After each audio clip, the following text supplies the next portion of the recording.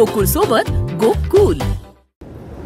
तर 5 वर्षाच्या पोराची 20 वर्षाच्या पोराची कुस्ती लावायला नाही लावली पाहिजे ना, का नाही लावायची? लावायची का नाही लावायची? नाही लावायची. 20 वर्षाच्या पोराची 5 वर्षाची पोराची कुस्ती नाही लावायची. मग 20 वर्षाच्या माणसाचा जनसंपर्क आणि 5 वर्षाच्या माणसाचा जनसंपर्क याची तुलना कशी करायची? मुद्द्याचं सोडून देतात आणि नको ते बोलतात. म्हणजे जनसंपर्क जेव्हा येतो तेव्हा 20 वर्षात माणूस तेवढ्या लोकांना जास्त भेटू शकतो, स्वाभाविक आहे.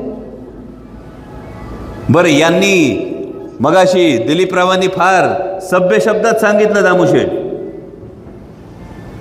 म्हणजे 2019ला खासदार म्हणून अमोल कोल्हे निवडून आल्यानंतर आदरणीय पवार साहेबांच्या आशीर्वादानं तोपर्यंत एकच आमदार मतदारसंघात होता. त्याऐवजी 2019ला निकम साहेब 5 आमदार निवडून आले. नंतर मला कळलं मागच्या 15 वर्षांचं गणित काय होतं. 15 वर्ष कुणीतरी खासदार असताना दिलीपराव आमदार किती निवडून आले?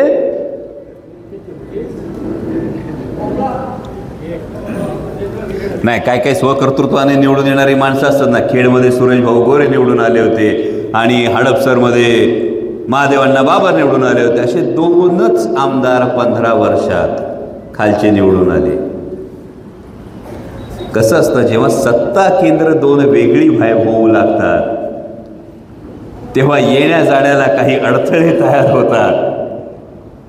हे पहिलीच टर्म असल्यामुळं तेव्हा समजायला थोडा वेळ गेला असेल. पण महत्त्वाचा मुद्दा हा आहे की 20 वर्षांचा जनसंपर्क आणि 5 वर्षाचा जनसंपर्क हा तुलना करत समोर टाकला जातो आणि तुमची दिशाभूल केली जाते.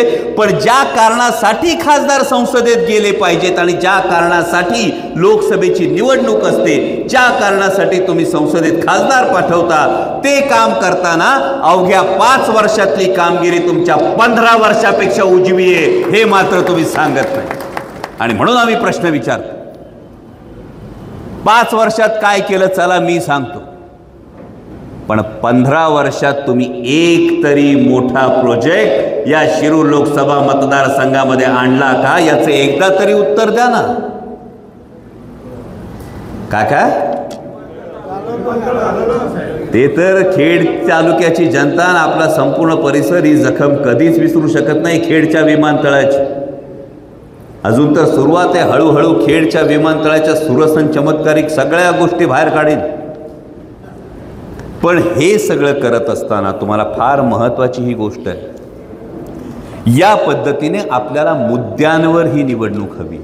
आ आ आई येस ब ब बदक क क कणीदार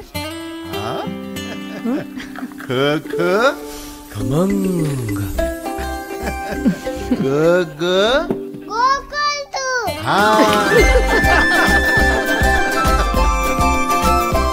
अगदी घरच्यासारखं कणीदार खमंग म्हणजेच गोकुळ तूप.